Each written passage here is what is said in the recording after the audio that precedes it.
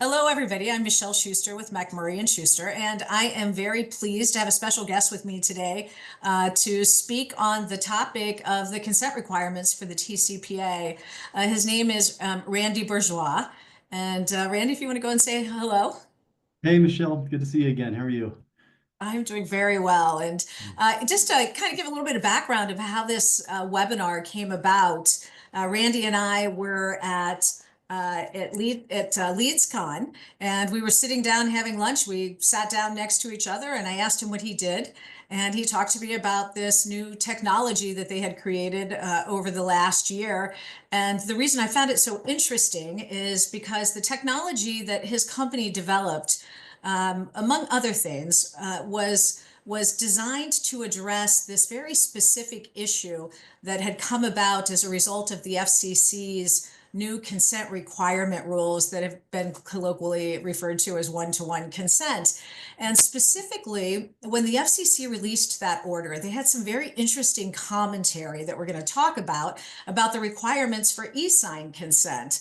And specifically, what they said was if you have to meet the e-sign requirements, that means you have to meet all of their requirements. And as we'll talk about here in a minute, that means that you have to give written disclosures to consumers in order to be able to written e-sign disclosures in order to be able to provide TCPA consent. And so Randy went on to, and just so one of the things that we had talked about around the office, why that was going to be so complicated, was because a lot of companies get consent over the telephone. And if you are providing the e-sign disclosures over the telephone, that specifically does not meet e-sign requirements. So we're gonna talk about that a little bit. But then Randy went on to explain to me about some exciting developments with his TCPA technologies. And if you want to introduce yourself, Randy, and give an overview, that'd be great. And then we'll dive right into our topic for today. Yeah, sounds good. Thank you. Yeah, so TCPA Technologies was really built to help advertisers and other companies in the lead gen world find easier ways to comply with a lot of the changing landscape of TCPA. We really started building this when the one-on-one consent rule was becoming a big thing last year. And the problem that we saw in the market was that on January 27th, of course, it didn't happen, but if it would have happened, any companies that were dealing with leads that were generated prior to then, those leads would be dead. And if it was a live transfer, that company would have to be able to establish consent with that consumer to be able to call that person back. So we saw that as a big problem. Now, it's still a big problem today because if we look at inbound phone calls, an advertiser technically still has to have express written consent to call a consumer back. And we're like, that's a big problem that we can fix for a lot of folks. So our service helps with those situations. It also helps with companies that are taking live transfers. We all know the lead gen space could be a little bit dirty at times, and and you may not always trust where that lead source is coming from. There's a lot of ways that lead could be generated and then passed into an advertiser. You're at risk for all of those. It might just be a good way for an advertiser to collect consent on the live phone call in real time in mere seconds, and protect themselves so they can be able to show that they're doing the right thing, show some transparency with the consumer, and also protect themselves for any callbacks that may occur. So those are the reasons why we built this service. And of course, with the TCPA, one-on-one ruling kind of being vacated, I think there was some people that feel like there might be a false sense of security out there that it's not no longer needed. I think that is something that would still be important for advertisers to consider as far as the best practices. And I think that that the one-on-one consent may still find its way back into a very important consideration in one way or another. Um, Randy, it seems like you are somebody that maybe might have worked in a prior life at a company that maybe was responsible for providing proof of consent. That's correct. I spent a number of years with Active Prospect, great, Yeah. great folks over there, and I was always intrigued by the TCPA world prior to that. I've been in lead gen, for over 20 years, ever since the initial TCPA legislations came out. So I've been following that closely. Always wanted to do things the right way, and that's correct. So we were actually just found a new way to kind of incorporate some new technologies into specific needs into the lead generation space. Well, let's dive into it. So just a quick disclaimer we provide for all of our webinars, why I am a lawyer and I really enjoy giving legal advice when we do it during webinars. We are not providing legal advice. Feel free to reach out to me independently if you have any questions or if we can assist you in any way. So just to back it way up to the beginning, to level set everybody, we're primarily talking about issues that came about as a result of the TCPA and particularly the FCC's interpretation of the TCPA, or Telephone Consumer Protection Act, which regulates how companies can make marketing telephone calls using certain types of regulated technology and in compliance with the do not call laws. That's really what's at the heart of the TCPA. The rules have become the focus of a lot of legal attention as a result of this second bullet point primarily, in that it comes with a statutory penalty of $500 to $1,500 for violations, and that's per call or per text. So as you can imagine, with campaigns that involve a large amount of calls, that number becomes very large very quickly. It applies to outbound calls and texts. Whenever we say call, we're also talking about text messages. Under the TCPA, calls and texts are pretty much synonymous. Also, as I said, there are do not call requirements. And so if you are calling individuals and they are on the do not call list, you need consent. And so that means companies are usually scrubbing against the do not call list if they don't have consent, which leads to a greatly reduced universe of callable numbers because of how many people are signed up on the do not call registry. Also, there are consent requirements for calls to landlines as well as cell phones if you are using a pre-recorded or an artificial voice. And so obviously with artificial voice, we're talking about AI, and AI is regulated the same way in the TCPA as a pre-recorded voice. Or if you're using something that's called an automatic telephone dialing system. We're not really going to spend a lot of time talking about ATDSs today, but that's a definition that's been litigated for quite some time. Needless to say, after the Facebook versus Duguid case, in general, you have to be using a random or a sequential number generator to either generate telephone numbers or to store telephone numbers that are going to be called. It's something you obviously want to make sure that you understand if your dialing system is an ATDS. Most companies will seek a legal opinion on those types of issues. So we had very big news on January 24th, and as it always happens, the big news comes on a Friday afternoon, and usually for me it happens when there's something going on that Friday afternoon for me, and I had just arrived in town to meet all of my sons for my birthday that weekend. So Friday night our festivities were greatly delayed, but it was good news for a lot of people in the industry. And so those of you that follow this know that in 2023, the FCC had released an initial rulemaking that changed the landscape completely of how you can obtain consent for calls using, and I'll call it regulated technology, but it's what we had talked about on the last slide, using a pre-recorded or artificial voice or an automatic telephone dialing system, and placing calls to cell phones primarily, but it also applies to landlines, and we'll go through that here in a little bit. And what that big change was is that the FCC said, if you are collecting consent to use this regulated technology, and it's called prior express written consent, then you can only get that consent with the consumer consenting to one seller at a time, which for lead generation is problematic. It usually involves multiple companies, also subsidiaries and affiliates to companies, and so greatly affected lead generation. Also, there was a logically and topically related element to that, meaning that the website or whatever form the consent was being obtained on had to be logically and topically related to the subsequent call. There was a challenge by a coalition called the Insurance Marketing Coalition that was successful. As we mentioned, on January 24th, the 11th Circuit released an opinion that said the FCC is only allowed to pass rules for the TCPA in line with the authority that Congress had given them. And they said that the FCC had far exceeded its authority when adding these additional one-to-one and logically and topically consent requirements.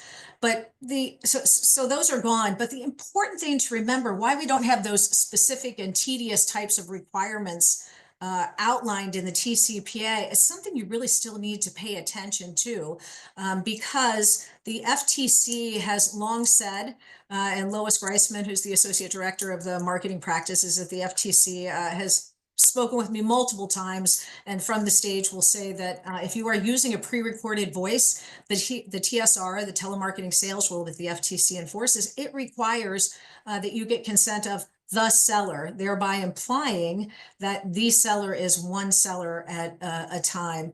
If you want to look into that a little bit more deeply, the FTC really puts out a great document called Complying with the Telemarketing Sales Rule.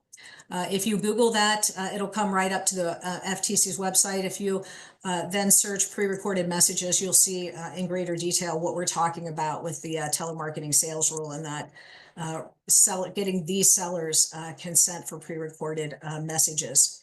The other thing, that Randy and I have been talking about is that CMS for Medicare calls still requires that you get consent from the called party if you are going to be sharing that information with another insurance company or another in general, and that needs to be done on a one-to-one basis. So for those types of insurance calls, one-to-one is still going to apply.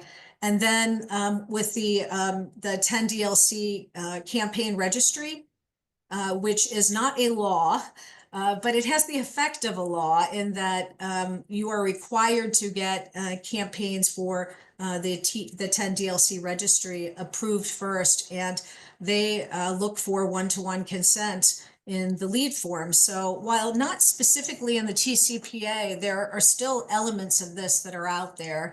Randy, is there anything you want to add to that? Yeah, I think that covers it pretty good. I think the takeaway here, Michelle, is that it's out there. In some form or another, one-on-one consent is required, encouraged by parties in the space. And I would think if anything, that is going to continue to grow as opposed to go away.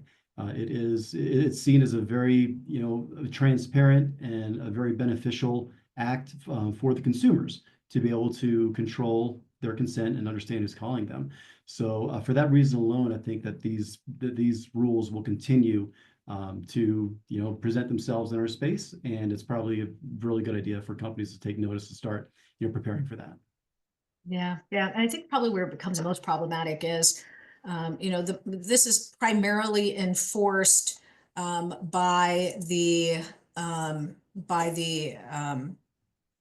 private plaintiffs bar that is filing class action lawsuits. And I can tell you, we've been involved in a lot of litigation, and the best posture to be in is that you are able to get a case to go away on a motion to dismiss. And if you have proper consent, and you don't have a misdial or something like that, we have proper consent, then that is a much easier way and almost bulletproof to get a case to go away on a motion to dismiss versus having to go through a class certification and those types of things. And then you're talking about hundreds of thousands of dollars in legal fees.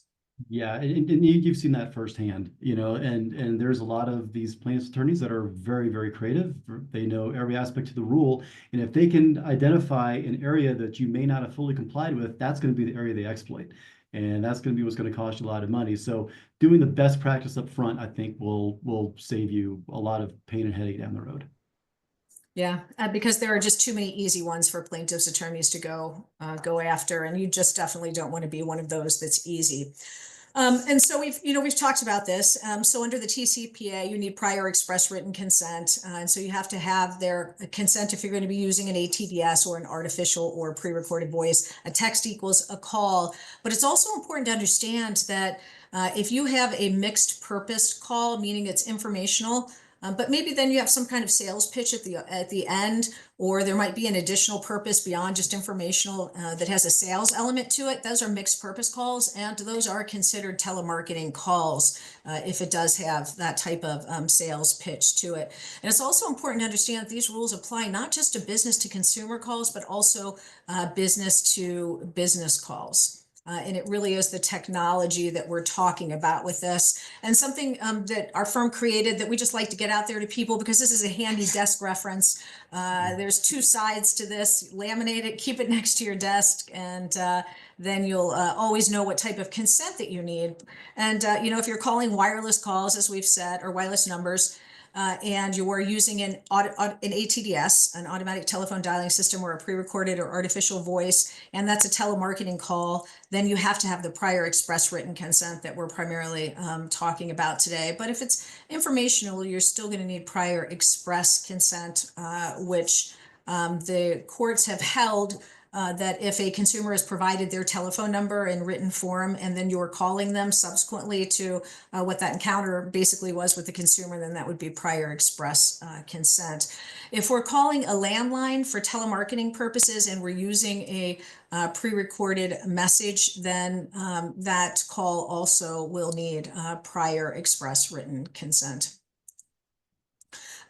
We just also like to point out that, like I've already mentioned, for do not call, there still are requirements to get consent. So, if you're calling a B2C, then you're going to need consent to call somebody on the do not call list if that's for telemarketing purposes. You can scan that QR code and get this form or diagram for yourself.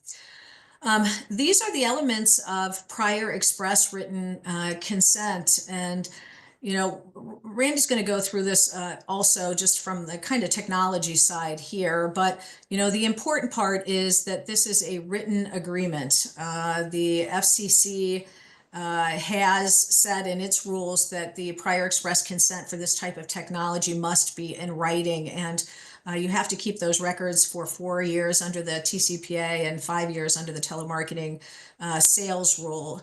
And because this is a written agreement that requires a signature on it, and the rule requires a written agreement with a signature, if you are obtaining that signature in electronic form, you're required to meet the e-sign requirements. And as Randy and I were talking about when we first met, it is impossible to get an e-sign compliance if you are only getting a recorded voice. We'll go into a little bit about that here in a moment. But the important elements are you have to identify the seller, the telephone number that is being provided consent to call, and this is all for prior express written consent. They have to take some type of affirmative action on a lead form. They're usually selecting a call to action button at the end. In a written document, it would be, signing at the end. Also, you have to have clear and conspicuous disclosures, and those are that they are providing consent for telemarketing calls, that an ATDS or a pre-recorded message will be used, and that consent is not required as a condition of purchase. And then again, if you were using an electronic form to provide these disclosures and obtain the signature, then you do have to meet the e-sign requirements. Randy, is there anything you want to add to that? Yeah, so we've incorporated our service to basically built it around these exact rules. So there's nothing that we're doing that is really outside of the guidelines. Everything we've done was really built, and everything that we do in all of our products is really built around what TCPA requires at that time, with an eye about what they're going to be changing for the future. So we're going to be very flexible to any of these changes that are coming up. But this is exactly how we operate our business as well. We want to make sure that the consent we capture on behalf of our clients is going to be stored for as long as they need it, but it's also going to be solid, from the beginning to end. Something we also thought it was important to talk about today is, now while one-to-one consent for the TCPA is gone, what is still in place is that these disclosures must be clear and conspicuous. And the terms that are usually used when talking about clear and conspicuous is whatever those disclosures or that TCPA consent language, in this case, that's being provided, it has to be readily apparent to the consumer, meaning if they're reading that consent language, they understand that they're going to get a call from the specific companies or companies after submitting that form or providing their consent. It has to be understood by a reasonable person. I still haven't found a reasonable person, I have to tell you. They do have standards that they meet for that. And it would be specific to the type of audience that you're targeting as well. You have to have those consent disclosures kind of separate and apart from other things that would distract the consumer from understanding what they were doing or making it readily apparent. And then also that consent language and how they're approving to it, they have to be in close proximity to each other. We recommend for a best practice that the consent language always be above the checkbox or the submit button. That way it's unavoidable that the consumer has to read that consent disclosure before selecting that call to action button. And there are courts that have held that if the language is below the call to action button, that was not effective and readily apparent to the consumer. Plus, you can't bury consent language in any other types of policies, procedures, especially we'll see it in terms and conditions or privacy policies. The courts have almost routinely held that that would not be clear and conspicuous or readily apparent to the consumer. So, these standards are still here and lots of case law around these prior to that FCC's rulemaking. Yep. Yeah, and just to highlight how we process our consent. For every one of our clients, we submit the consent that they provide to us. So we don't have like a boilerplate consent. We actually deliver the consent, which is approved by the legal department for that client, or approved by a third party attorney such as yourself for that client too. So we can help advise. We can definitely help refer to specialists to get that right consent language that you'll need for your application. But all the consent is stored individually by client for our services. Yeah, yeah. And so I'm assuming probably you guys have been called on to provide support in litigation, providing consent forms, although probably what more likely has happened, you don't have to do that very often because the companies that are following this probably don't end up in that situation very often. It's funny, we have not been called on that as of yet. Yeah. And what we're hearing from a lot of our clients is that this process actually weeds out a lot of the looky-loos and people that are not serious about looking for a product. So in a way, it creates maybe a good friction or a good step in the process where they seem to have increased conversion rates on consumers that kind of go through this process. They're definitely more committed in whatever the product is they're calling about. Yeah, it's interesting. It's a line I use pretty frequently that good compliance is also good lead generation because consumers, those types of leads where they go through that process are definitely higher intent when they understand the types of things that they're going through. So we see that time and time again. But this kind of brings us to what you and I were talking about that led to this webinar coming about because we thought it would be an interesting topic to get out there. And that's a case that's Bradley versus Dental Plans, dental for short on the court caption. And it was decided in May of 2024. And so for an industry that already was looking at such significant changes with the one-to-one consent rules and the logically and topically related requirements that were included in that, on the heels of that came this case, which was really kind of earth-shattering in the lead gen world for companies that were relying on getting consent through a recorded call. And we'll talk about why they were relying on that because the FCC had spoken on this and,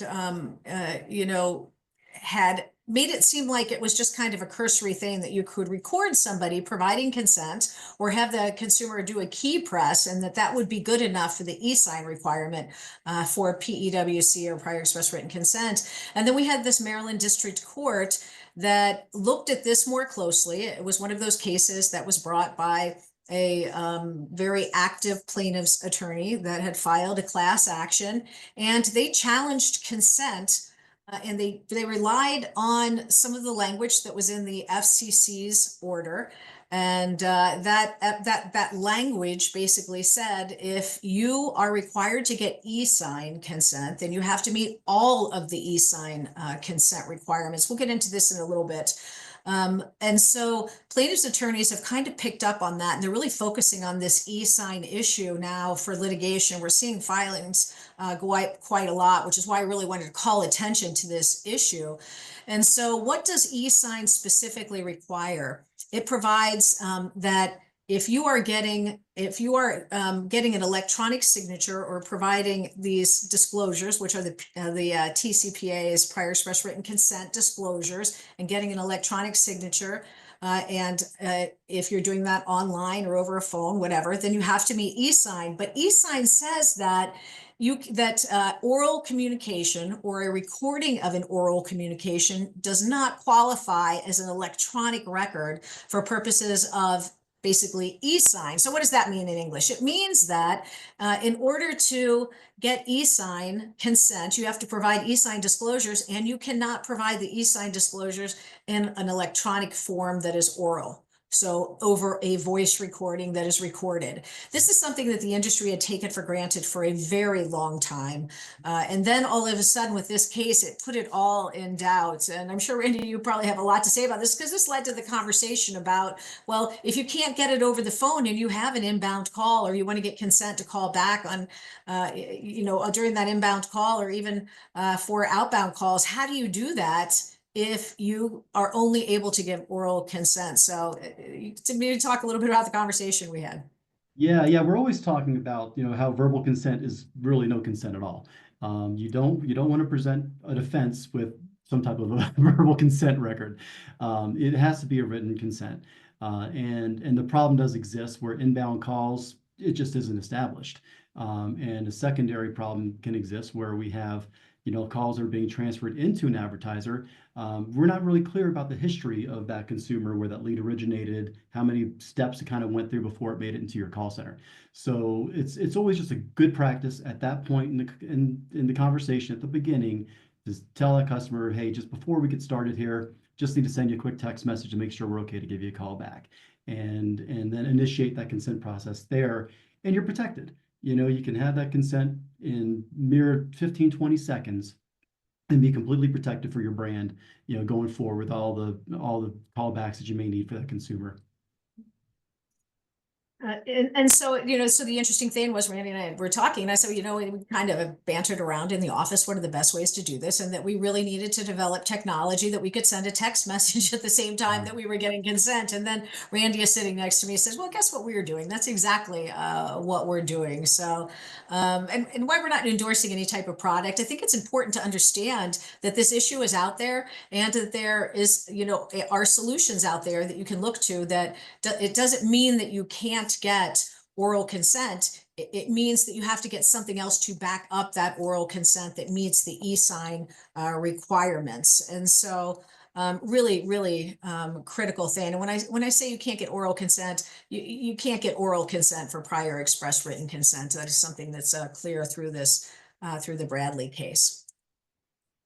So e-sign requirements, we always recommend that you consult with legal counsel. So obviously whenever doing something, make sure that you are doing that, but you have to make sure that you are taking all of those steps to get valid e-sign consent. And as I said, what e-sign consent is, it means that a business can't provide the mandatory written e-sign disclosure requirements in a format unless they receive those unless those consents are sent to them in some way that they have a written document that they can take a look at. They must provide those specific e-sign disclosures before they get consent for the other, whatever that other thing is that they're getting. So that's why when you see a DocuSign agreement, you're always asked to take a look at the e-sign consent requirements, agree to the e-sign consent, and then you get the document in order to sign that and agree to that document.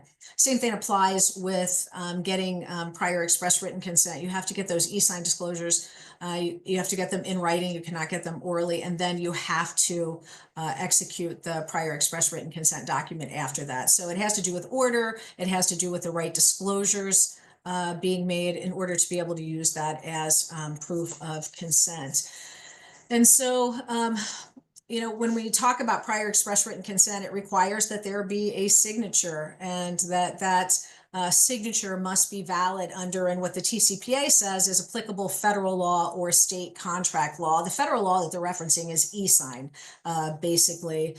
There can be state contract laws that would be different, but they wouldn't apply to the TCPA because that is a requirement on the federal level. So in order to meet those requirements previously in its 2015 order, where they defined or tried to redefine, I should say, what an automatic telephone dialing system is, they had put in that rulemaking that this shouldn't be much of a big deal here, that we're changing and making pretty much everything an automatic telephone dialing system, because it'll be really easy just to get consent over the telephone by recording the voice or a key press. That was the language that was in that order.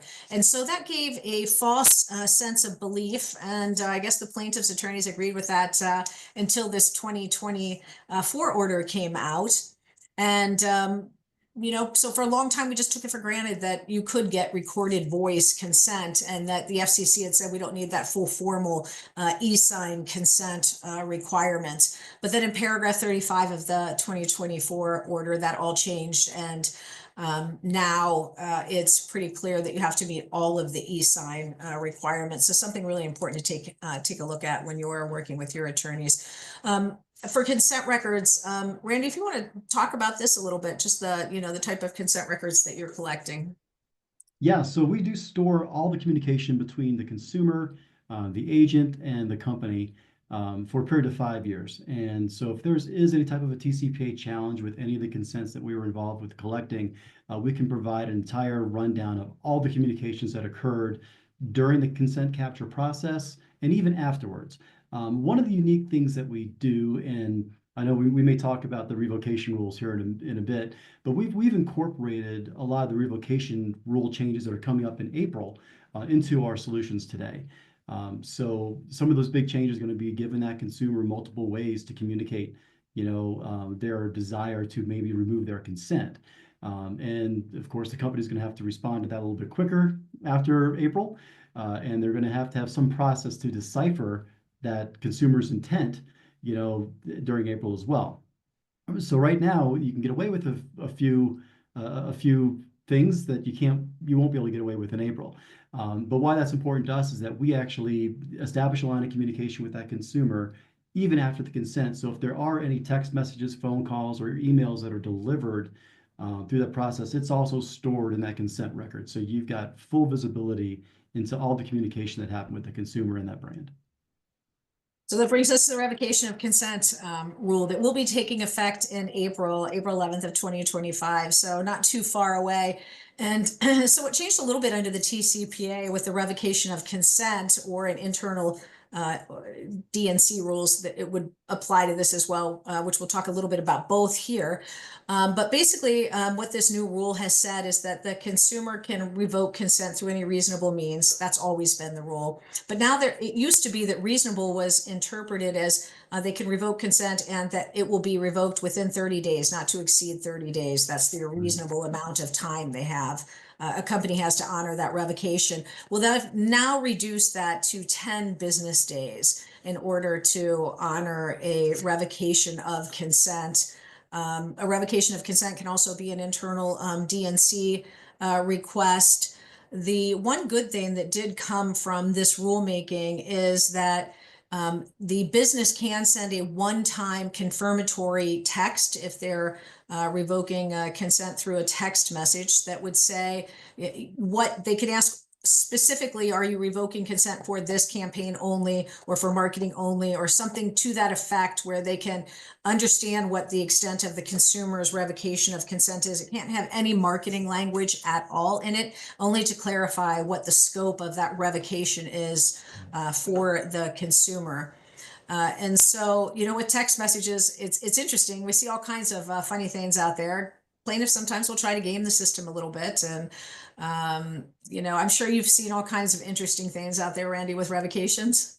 Yeah, absolutely. And it's important to be able to have a backstop to process and kind of do a human review of what the intent may be. I'll give you an example that just happened a few weeks ago on our system. We had a consumer for one of our clients that replied back with stop, very clear, intention of what they want. But they also included a stop sign emoji into that message. The presence of that emoji made basically all the rules break. So we're able to catch it very fortunately because we actually communicate in real time back to an email distribution list of our client what all those communications back from the customers were. So we could see clearly that, oh yeah, this customer wants to stop. But if you're relying on a full automated process, to do that for you, you might be surprised because there's going to be these little tricks, or could be spaces between the word that are just not going to be captured. So having a process where you can actually review these consents or these communications coming back for the consumer is going to be very, very important, because now it's not just a stop or a quit or a revoke. It could be something like, I would really appreciate if you stop sending me, or you no longer send me any more messages. How are we going to decipher that, right? That's going to go beyond the capabilities of some systems. You could have some intent rules, but those may not always be 100% reliable. It's good to get the team on the case to understand, what the consumer really wants. And secondly, you want to inform the team as fast as possible, because that data for that consumer might rest in other systems of your partners and other companies that you're relying with. So you need to communicate back to them to let them know, hey, this customer is out. We took it out of our systems. If you have it in any of your systems, you need to take it out of there as well. And that could take some time. That's going to be some process changes coming in April. But it all starts with being immediately notified of any intent that the consumer has to change their consent, that they control. And we can help some companies do that. Yeah, yeah. And it's interesting. You think about these types of things, you're like, well, of course, a stop sign, that's going to be a, stop texting me to, or, adding that, whatever. But the problem is, when you get into litigation around these types of things, you're only looking at one text message. You're not seeing the flow of the, 100,000 text messages that have come in previous to that one, or throughout the week, whatever. And so it's important to think about these things in an isolated way, as well as a procedure type of way. Things always seem amplified when you're looking at them through the lens of discovery and in a court, and trying to explain why this wasn't a reasonable means of revoking consent. So the better you can have a filtering system that is going to pick up on those types of things, the better off you will be, because these will never, get to litigation, is the hope, by having systems that are in place to prevent those types of things. Well, that kind of brings us to the end of where we are. And is there anything you want to finish with here? No, I think this has been great. Hope it's very informative, and people are now aware of some of the rules that are changing, that are coming forward, to be concerned about, and maybe some solutions on how to address those rules too. So I really appreciate the time, Michele. And if anybody wants to get a hold of us, feel free to reach out to us at tcpatech.com, or feel free to send us an email at info@tcpatech.com. Thanks for being here today, Randy. It was really interesting to hear about what you do, and interesting to talk to people about all these changes that are coming about. Thank you very much, Michele. I appreciate the time. Take care.